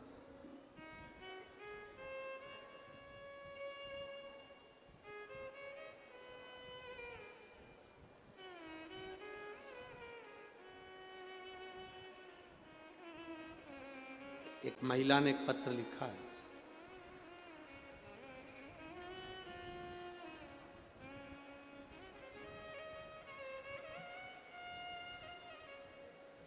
गुड़िया सिंह मुजफ्फरपुर बिहार से आई हैं। कहीं बैठी हैं तो हाथ हिला सकती हैं। गुड़िया सिंह मुजफ्फरपुर बिहार से आई हैं। कहीं बैठी हों तो हाथ हिला सकती हैं। जहाँ कहीं बैठी हों तो अपने हाथ हिला सकती हैं। आप ही हैं, एक बार ऐसे हाथ हिला दो। गुड़िया सिंह मुजफ्फरपुर बिहार। बच्चा आया है जिसकी आंखें पूरी चली गई थी, यही है वो, यही है बच्चा। मैं गुड़िया सिंह मुजफ्फरपुर बिहार से हूं। मैं पहली बार भोपाल की कथा में गई थी और वहां कथा के पंडाल में बाबा से कहकर आई थी, मेरे बच्चे की आंख में बहुत बड़ी बीमारी हो गई है, उसकी आंखों से दिखना बंद सा हो गया है, कुछ नहीं आता, बाबा संभाल लेना। गुरुजी आप कहते हो कथा के पंडाल में बोला गया बाबा सुनता है। मैं भोपाल की कथा में कही थी अगर मेरे बेटा ठीक हो जाएगा तो मैं जहाँ भी कथा नज़दीक में होगी वहाँ जाकर बाबा को प्रणाम करूँगी। गुरुदेव बच्चा ठीक है बाबू, आँखों से दिखना प्रारंभ हुआ, उसको लिया एक बार लाओ। इसकी आँख में बहुत बड़ी बीमारी हो गई थी जिसका नाम भी मैं लेना नहीं चाहती। शायद भगवान से प्रार्थना करूंगी कि ऐसी बीमारी किसी के मत देना। आंखें चली गई, दिखना बंद सा हो गया, शरीर बेकार हो गया, बड़े से बड़े डॉक्टर का इलाज करवा लिया पर ठीक नहीं। भोपाल की कथा में आई थी, बाबा को प्रार्थना करी थी। शहद वाला प्रयोग जो आपने बताया था गुरुजी, पीपल के पत्ते का दोना बनाकर शहद भरकर शिव को चढ़ाकर नैनों में लगाने का, मेरे बच्चे की आंख वापिस आ गई और जो बड़ी बीमारी हुई थी वो मिट गई है। मैं बाबा को यहाँ प्रणाम करने के लिए। ओघड़ी है शंभू, ओघड़ी।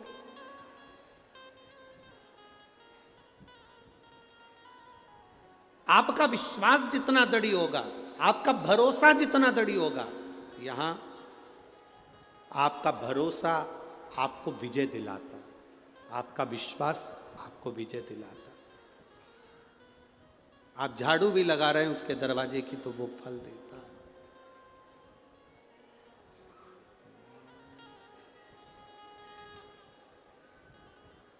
वो कहे जब से तेरा गुलाम हो गया तब से मेरा भी नाम हो गया।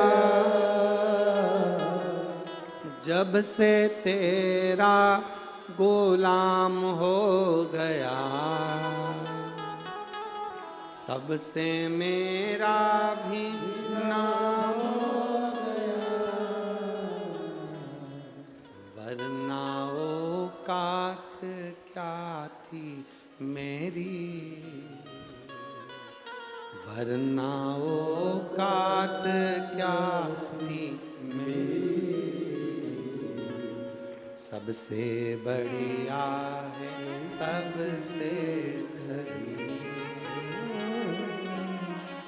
भोले बाबा तेरी नौकरी। सबसे बढ़िया सबसे। जब से तेरा गुलाम हो गया तब से मेरा भी नाम हो गया। जब से तेरा गुलाम हो गया तब से मेरा भी नाम हो गया। एक बार जोरदार ताली बजाओ। इस बच्चे को ऐसी बीमारी हो गई थी, इसकी दोनों आंखें चली गई थी और बीमारी इतनी विकराल थी पर बाबा ने वापिस नेत्र दिए।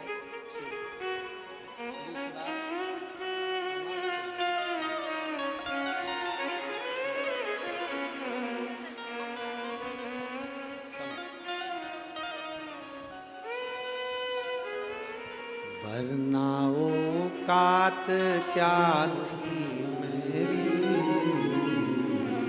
सबसे बढ़िया सबसे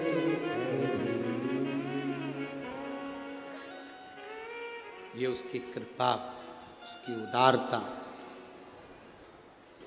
शिव निंदा ना करें, शंकर की निंदा भी ना सुने। भक्ति जितनी बढ़ा सकते उतनी बढ़ा, जितनी बढ़ा सकते। ए मेरी जीजियों, तुम्हारे पत्रों का ढेर लगा हुआ है, हम तो इतने पत्र पढ़ नहीं पाते, पर ये हमारा विश्वास करता है आप जितने लोग ददरौआ धाम में यहाँ कथा श्रवण करने के लिए आए हो, अगली कथा जहाँ कहीं भी नज़दीक में हुई ना, यहाँ पर आपके भी पत्र मिलेंगे कि मेरे बाबा ने मुझे ये दिया। मिले रोक दिया उस स्त्री ने, उस ब्रह्मा जी के दरवाजे पर खड़ी उस लंकनी ने, द्वारपालिनी ने रोक दिया। हट बाबा, कहाँ जा रहा? भस्म रमा कर, जटाजूट बांध कर, गले में सर पहन कर। किसी संत को, किसी साधु को, किसी गुरु को, किसी अग्नि को हल्का ना समझे। सांप को हल्का ना समझे, कर्जे को हल्का ना समझे, कर्जा भी हल्का ना समझे। 1 रुपया है, किसी का देना है, सबसे पहले दे दो। कर्जा भी हल्का ना समझे। सर्प को हल्का ना समझो, अग्नि को हल्का ना समझे, संत साधु गुरु जन को हल्का ना समझे महाराज, ब्राह्मण जन गुरु जन को हल्का ना समझे, मेरे भोले बाबा को हल्का ना समझे कि मेरा भोला बाबा तुमने हल्का समझ लिया। अरे अड़भंगा है, सारे देवता को अंबर पीतांबर सोना चांदी हीरा पन्ना सब चढ़ता है, सारे देवता को 56 भोग चढ़ता है, मेरे बाबा को 56 भोग भी नहीं लगता। 56 भोग भी मेरे बाबा को नहीं लगता, अंबर पीतांबर भी मेरे भोले बाबा को नहीं चाहिए। मेरे भोले बाबा को तो केवल तुमसे एक ही चीज चाहिए, 1 लोटा जल, सारी समस्या का हल। केवल आप अपने घर से 1 लोटा जल भर कर ले जाओ, अपने घर से जल लेकर जाओ। अपने घर से क्यों? घर में जो जल होता है, मंदिर में जो जल होता है, आप लोगों ने देखा है मंदिर के अंदर जल होता है, महाराज जी आरती करने के बाद जल सब पे छींटते हैं। क्यों छींटते हैं? मंदिर में जो जल रखा रहता है उसमें घंटी बजती है, स्तुति होती है, भजन होता है, आरती होती है, अपनी तरंग, अपनी वाणी की तरंग उस जल के अंदर जाती है, अपनी वाणी की तरंग उस जल में जाती है। जब आरती होने के बाद जल छीटा जाता है तो कैसी भी जीवात्मा उसको शांति मिलती है।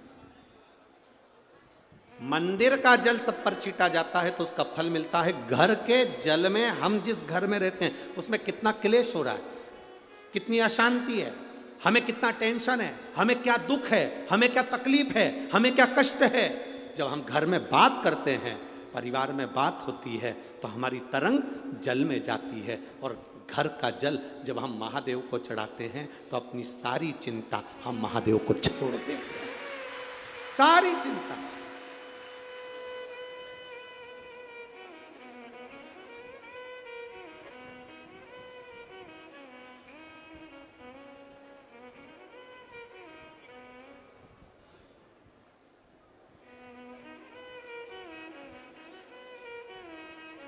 हमारी पूरी चिंता हमने महादेव को सौंप दी, हमने अपने जीवन की पूरी टेंशन उनको दे दी।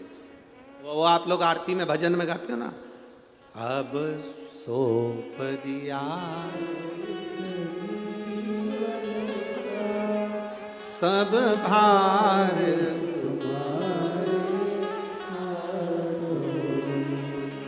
हे हार तुम्हारे और जी तुम्हारे। हम अपना पूरी चिंता, पूरा टेंशन, पूरा विचार भगवान को दे देते हैं और देते रहना चाहिए। कोई तुमको गाली दे, एक शब्द भी पलट कर मत बोलो। कोई तुमको अपशब्द कहे, एक शब्द पलट कर मत बोलो। दक्ष प्रजापति ने शंकर भगवान को श्राप दिया, शिव मैं तुझे श्राप देता हूं कि तू शमशान में रहेगा। शंकर भगवान खुश हो गए, मेरे ससुर ने मुझे जो स्थान दिया वो बहुत अच्छा दिया। ससुर दामाद को प्लाट दिलाता है, उस प्लाट पर कोई कब्जा कर ले तो ससुर का मन दुखता है।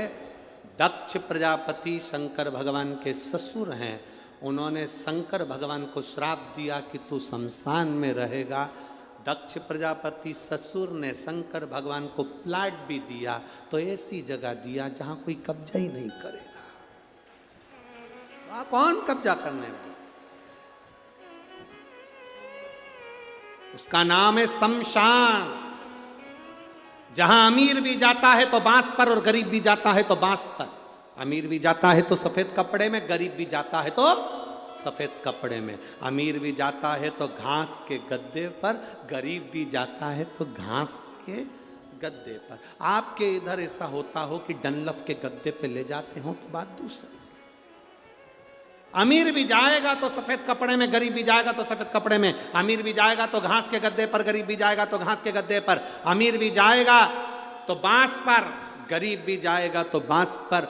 जहां सबकी शान सम है उसका नाम सम शान है। वहां बराबर की शान है, कोई अमीर नहीं, कोई गरीब नहीं। ये दुनिया में हो सकता है कि तुम अमीर हो, तुम गरीब हो, पर शमशान में आग लगे तब कोई अमीर कोई गरीब नहीं होता। जिसने ज़्यादा बादाम खाई हो उसकी भी राख एक जैसी होती है, जिसने नी खाई उसकी भी एक जैसी है। हो सकता है बादाम खाने वाले की राख थोड़ी क्वालिटी बान हो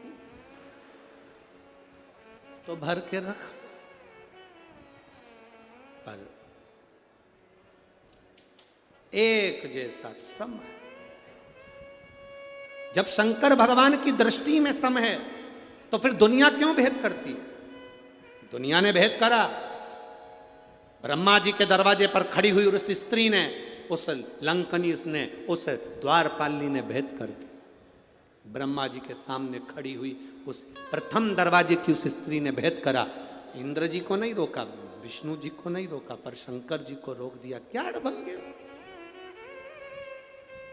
क्या अड़भंगे।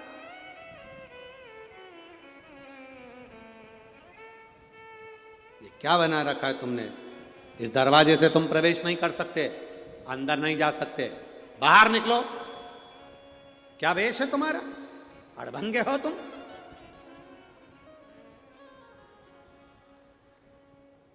शिव तो मौन थे, शंकर कभी जवाब नहीं देता।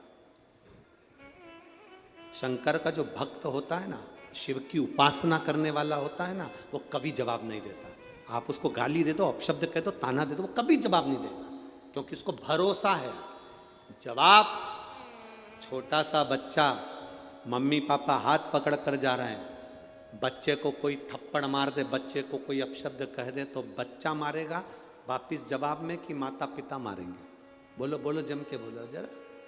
बच्चा तो मारेगा नहीं, माता पिता चिल्लाएंगे, ए मेरी औलाद को कैसे हाथ लगा लिया, मेरे बेटे को कैसे छीन लिया, मेरे बेटे को कैसे गाली दे दी। माता पिता ने उठाया, दो थप्पड़ दिया। याद रखना, शंकर का उपासक, शंकर की आराधना करने वाला, शिव की उपासना करने वाले का जवाब शिव भक्त कभी नहीं देता, उसका जवाब उसका शंभु देता है, उसका शिव देता है। वो कभी जवाब नहीं देगा, जवाब वो दे।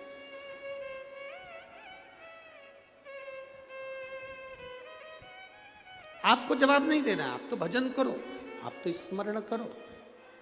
ये कथा जो ददरौआ धाम में हो रही है, ये कथा तो कल सुबह 9 बजे से 12 बजे तक हो जाएगी, 12 बजे विराम हो जाएगी टीवी पे, वही 1 बजे से 4 बजे तक आ जाएगी। कथा 5 दिन की थी, कल पूरी हो जाएगी। फिर कथा जलगांव में प्रारंभ हो जाएगी 5 तारीख से 11 तारीख तक, 7 दिन की, 2 बजे से 5 बजे तक। फिर अमरावती में प्रारंभ हो जाएगी 16 तारीख से 20 तारीख तक, दोपहर में 1 बजे वो कथा होगी अमरावती की। तो ये कथाएं तो चलना है। आप कितने अपने आप को सार्थक कर सकते हो? अपने आप को हम कैसे बदल सकते हैं? हम शिव में कितने डूब सकते हैं? हम शंकर को कैसा अपना बना सकते हैं?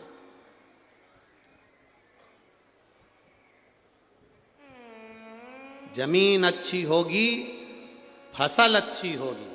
जमीन बेकार होगी तो फसल बेकार होगी।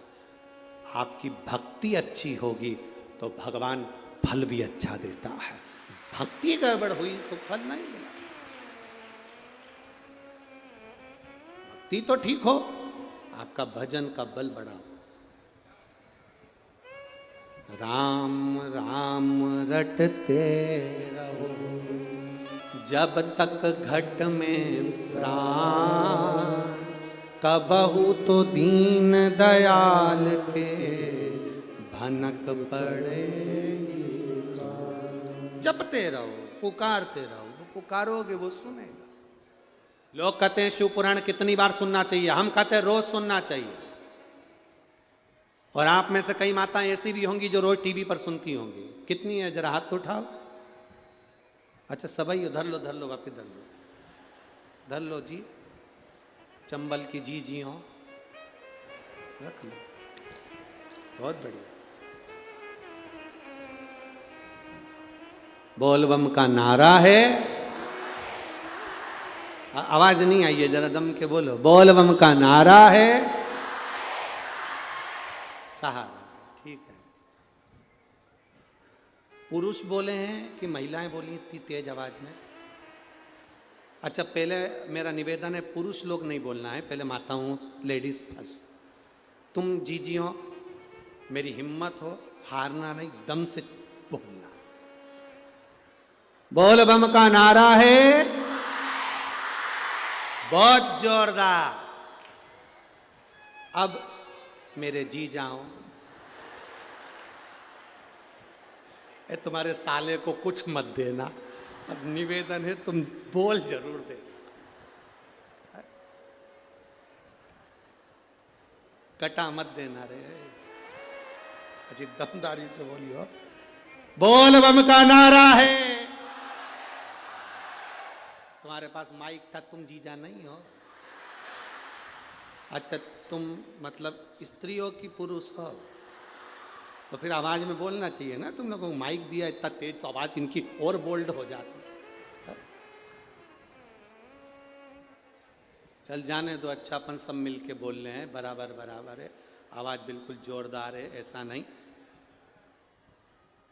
फिर भी हमारी जीजी की है सरकार, जीजा पानी भरे।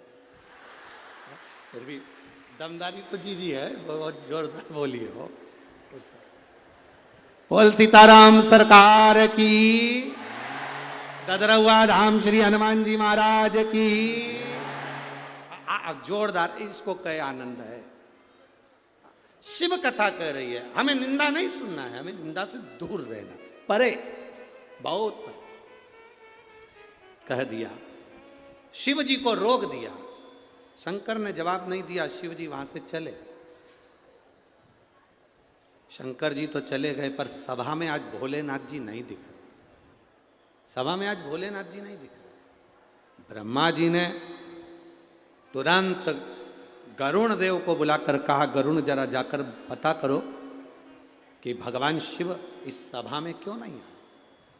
बाबा देवादिदेव महादेव सभा में क्यों ना पहुंचे? जाओ जरा पता करो। कोई अपशब्द कहे, ना पलट कर जवाब दो। कोई गाली दे, ना पलट कर जवाब दो। कोई आड़ा टेढ़ा बोल दे, नहीं पलट कर जवाब दो। बदला नहीं लेना अपन को। बदला लेने में कई लोगों के तो कुल डूब गए। बदला लेने में कुल डूब गए। बदला लेने में पूरा वंश डूब गया।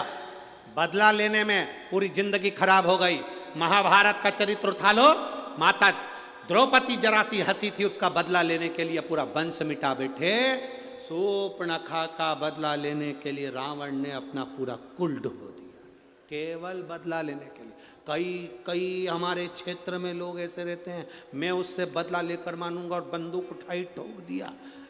तूने तो 5 मिनट में उसको मार दिया, पर तेरा परिवार आज तक रो रहा है। आधे जेल में पड़े हैं, आधे बाहर रो रहे हैं। ऐसा बदला लेना किस काम का? तूने तो उठाई, ठोक दिया, उठाकर ठोका।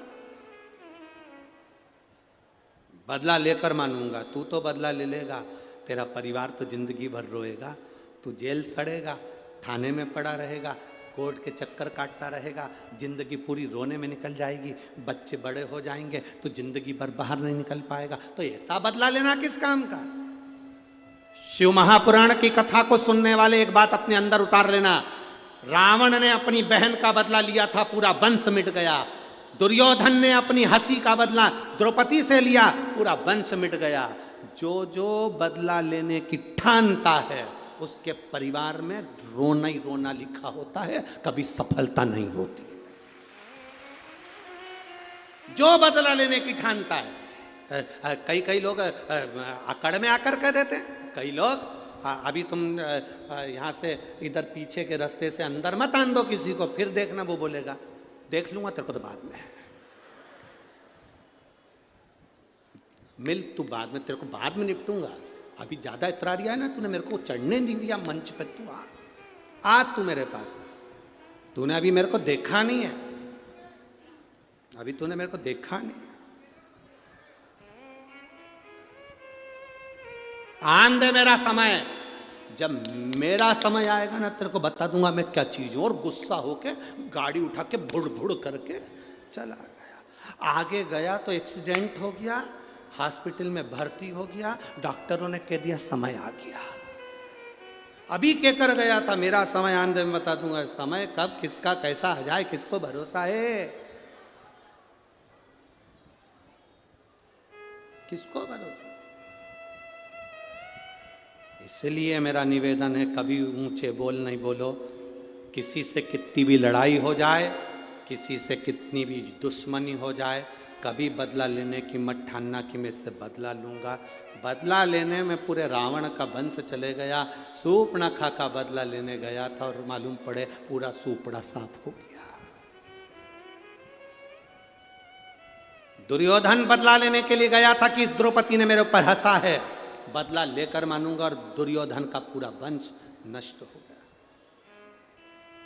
घर की माताओं को चाहिए, तुम्हारे बेटे की किसी से लड़ाई हो जाए, डंडा उठाकर बदला लेने जाए तो माताएं उसको समझाए, हमें बदला नहीं लेना, हमें नहीं लेना बदला।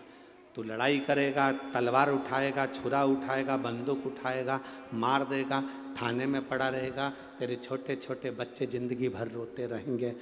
5 मिनट का 10 मिनट का गुस्सा 10 साल तक जेल में सड़ा देता है। इसलिए वो 10 मिनट के गुस्से को चूल्हे में पटक दो और एंजॉय की जिंदगी जियो, खुश होकर। प्रसन्न चित्त में अपने जीवन को जियो, स्माइल देकर, खुश होकर, आनंद के साथ जियो। समझौता करना जानो, समझौता। जब थाने में जाते हो तो टीआई भी कह देता है, देखो आपस में मेलचेल कर लो, थोड़ी बहुत बातचीत करो, समझौता करो। उसको मालूम है टीआई को केस चलेगा 10 साल 20 साल 15 साल निकल जाएगा। पुलिस वाले को मालूम है 25 साल निकल जाएगा, ये जिंदगी भर ऐसे रगड़ाएगा, एक अंदर पड़ा रहेगा। इसलिए समझौता करो। निवेदन है, पति पत्नी में लड़ाई हो जाए समझौता करिए, आपस में बच्चों में लड़ाई हो जाए समझौता करिए। समझौता जिंदगी का एक सुख है, क्षमा कर देना एक आनंद है। बदला लेना आनंद नहीं है जितना क्षमा करना आनंद है। समझौता कर लीजिए। लड़ाई हो गई ना, कोई बात नहीं, टीआई कहता है, पुलिस वाला कहता है, थानेदार कहता है, देखो बैठ जाओ आपस में समझौता कर लो। दोनों परिवार रो गए, अदालत में पैसा जाएगा, पैसा लगता चले जाएगा, जिंदगी निकल जाएगी, केस चलते चलते। समझौता करो, समझौता। जब आप थाने में जाकर आखिरी में जब केस समाप्ति नहीं होता तब समझौता करते हो, 25 साल निकल गए तब समझौता करा तो कहीं खाक करा।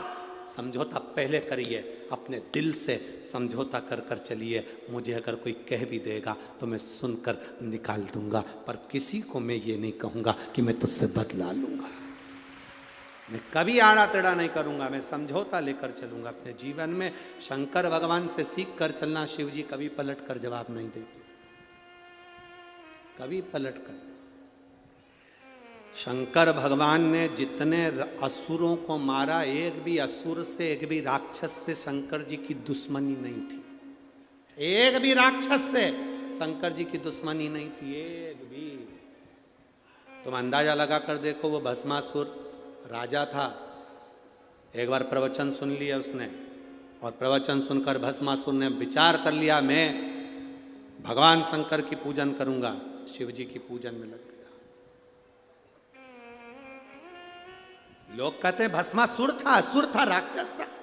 हम कहते उसके बराबर भक्त नहीं था भस्मासुर के बराबर। लोग कहते ताड़कासुर असुर था, राक्षस था। हम कहते ताड़कासुर के बराबर कोई भक्त नहीं था। शंकर जी ने जिसको मारा सब उनके भक्त थे। भस्मासुर राजा था। पत्नी ने पूछा क्या कर रहे हो? शिव जी की आराधना। शंकर का शिवलिंग बनाता, पूजन करता। शंकर